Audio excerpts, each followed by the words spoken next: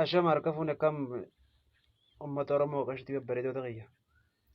Waan tokko galaana nyaatee akka malee galaana nyaateen taa'uu dhohifachiisu dadhabe. Innis ajjechaa fi du'aatii hasaamicha uummata Oromoo Wallagga gaggeeffamaa jiru.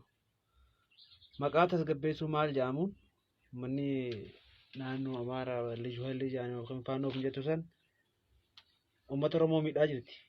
Saamaa jirti. Mootummaan Oromoo maal dalagu jira?